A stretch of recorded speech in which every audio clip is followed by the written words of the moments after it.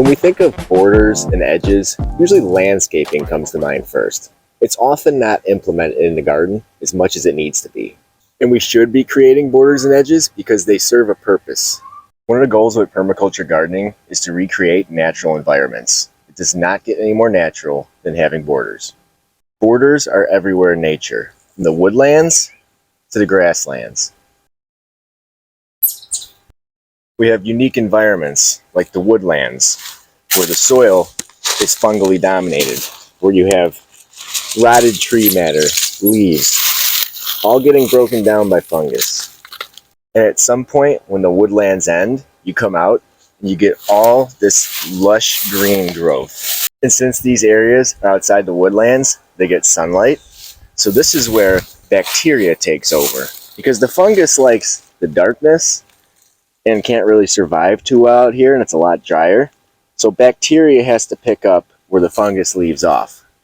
But if you look here, you can kind of see where it's empty in there, where nothing's really growing. And as you get to this edge, it really starts taking off.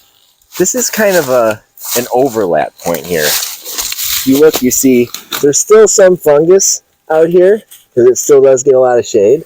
So this is kind of where fungus and bacteria meet together. This is a natural edge. This is where most of the action takes place.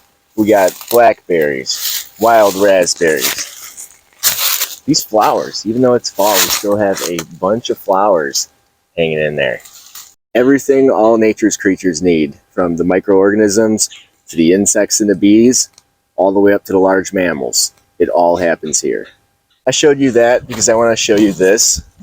Trying to do the same thing nature does by making some kind of borders and edging in my garden.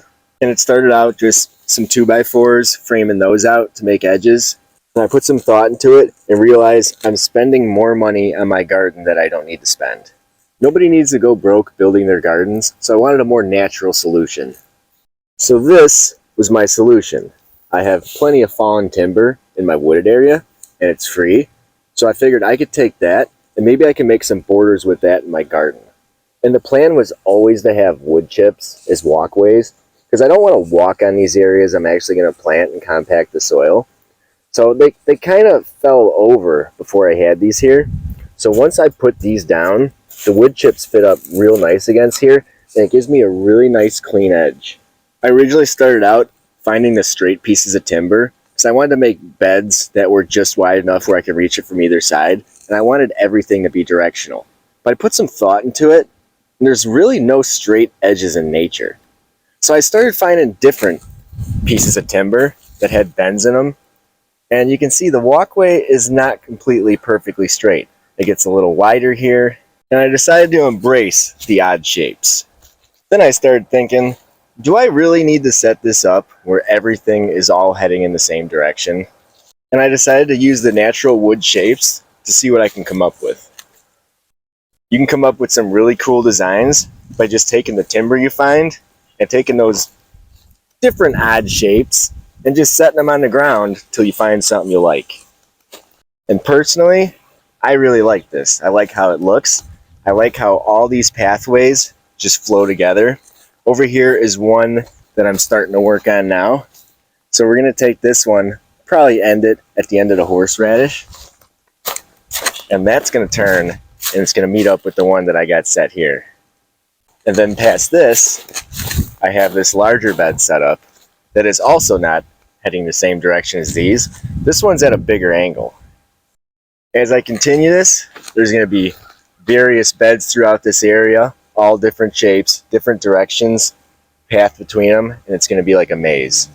Think of it like walking through the grasslands where deer, large mammals move through. They never move in a straight line. They go pretty much where they want, and they all follow the same path, track it down. That's kind of what this is going to be like. This is my favorite part about this. Even though these logs are dead, they are teeming with life. Beneficial fungi that is going to help out my garden. And look what we've done here. We have the fungi and the bacteria. One central meeting point, just like the area I showed you earlier. Prime natural habitat that's going to feed all the smaller animals and stuff that hang out here, but mostly me.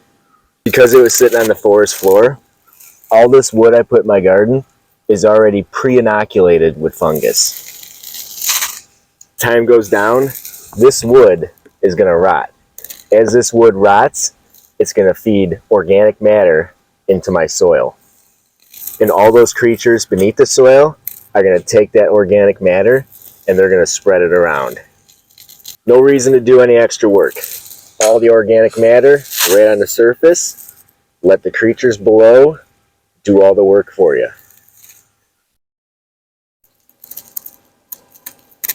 If you don't have access to a forest where you can get free timber like I do, you can jump on Facebook Marketplace. And there's a bunch of people selling brush piles, the pieces that are too small to split for firewood, and they'll be happy to give them away for free. And you don't even have to use timber. You can use 2x4s, other types of wood. You can build raised beds. Some people use rocks. The options are pretty much limitless. Gardeners are some of the most creative people, and I'm sure you can figure out a design for yourself that will work for you. When you're planting your garden this winter, maybe think of something different.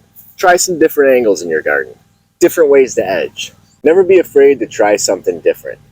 I want to hear some of your ideas, so leave those in the comments. Maybe someone else will read them and they'll like the idea and try that too. And make sure you subscribe so you can watch as my permaculture garden progresses. Thanks for watching.